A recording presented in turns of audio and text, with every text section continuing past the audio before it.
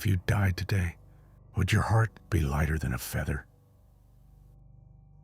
Anubis will find out. Death is not the end. It is the weighing. And the one who watches the scale is Anubis. Death is not the darkness, the emptiness, or the moment of pain that people imagine. Death is a door that opens into eternity. And just as every door has a guardian, the guardian of the very first door after death is him, Anubis. Anubis was not always standing in these halls, but today there is a reason he stands here. In ancient Egypt, death was not an end. It was a transition, but that transition could not be completed without passing through a trial. Because life leaves marks, and those marks were carried in the heart. Anubis is depicted as a jackal-headed god. He represents the night, the tombs, and the silence. But above all else, he represents balance. When a person died, the soul separated from the body. And the first being it ever saw was Anubis. Anubis did not shout at those who came before him. He did not threaten them. He did not show mercy either. He simply looked, and he took. The soul was brought to the Duat, the underworld of Egypt. This was not a dark void, it was ordered. It was layered, and it led into a hall. In that hall, there was a scale, and that scale decided everything. The ancient Egyptians believed it was not the brain, but the heart that mattered. Because the heart was the memory of a person. It held what they had done. It held what they had said. It held their intentions. Anubis would take the heart of those who arrived. Then he would place the heart on one side of the scale. On the other side rested a feather, the feather of Maat, the symbol of truth, the symbol of balance. In that moment, no excuse would work. No power, no title, no wealth. If the heart was heavy, the balance would break. And if the balance broke, Ammit would appear. Half lion, half crocodile, half hippopotamus, the creature of annihilation. It would come forward, take the heart, and devour it, and the soul would dissolve into eternal nothingness.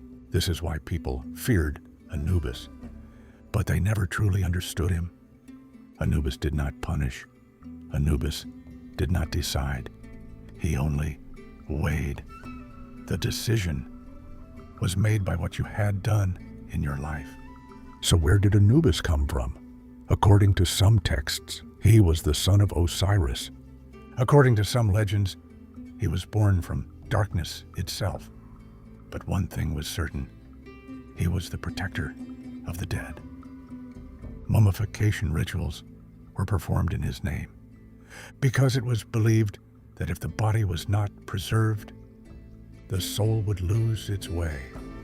That is why his figure stood upon the tombs, like a silent guardian.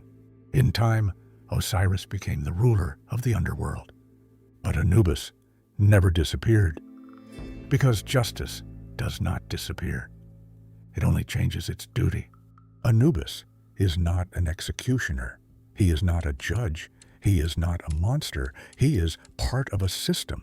He is a mechanism of balance. And perhaps he is humanity's most honest mirror.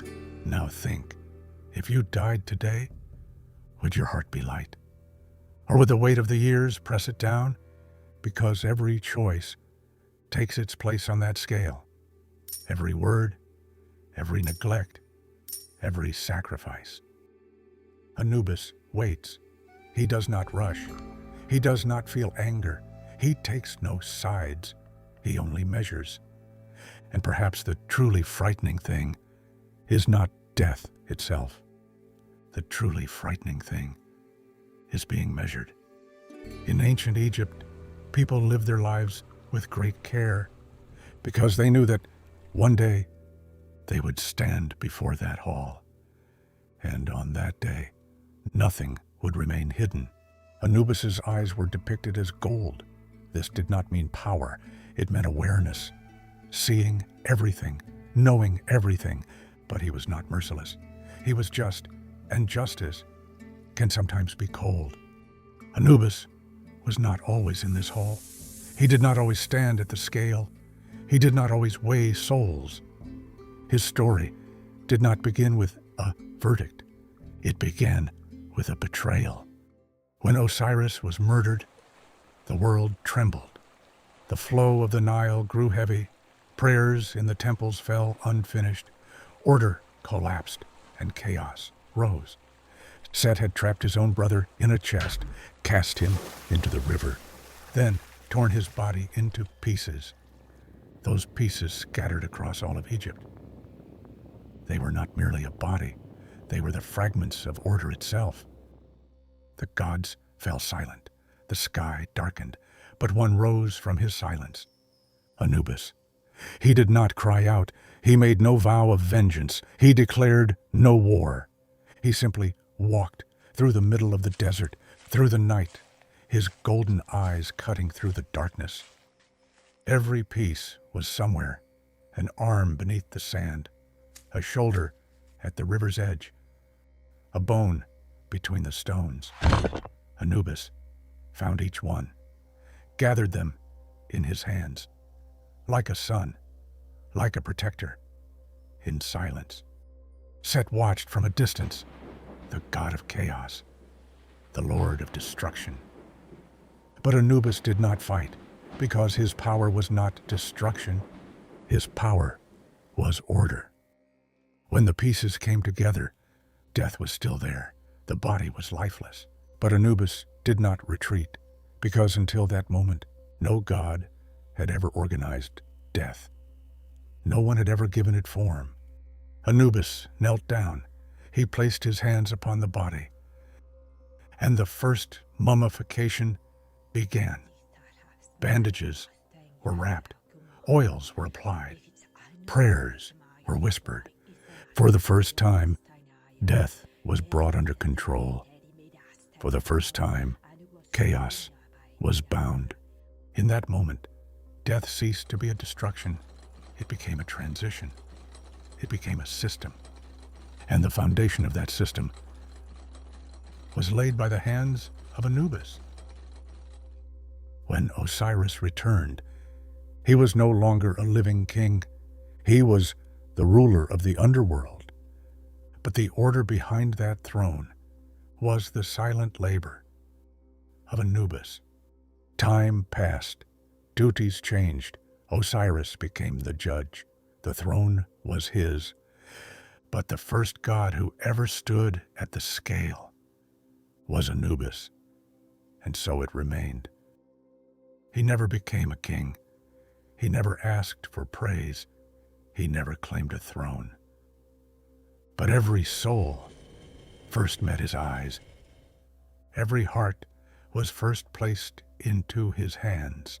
This is why Anubis is not merely a god of death. He is the one who built order within death, the one who drew balance out of chaos. And the reason he stands in this hall today is because long ago, he was the one who gave death its shape. And now, the scale moves once more beneath the eyes of Anubis. If you enjoy deep mythological stories told like this, make sure to like the video, subscribe so you don't miss the next journey, and in the comments, tell me, would your heart pass the scale?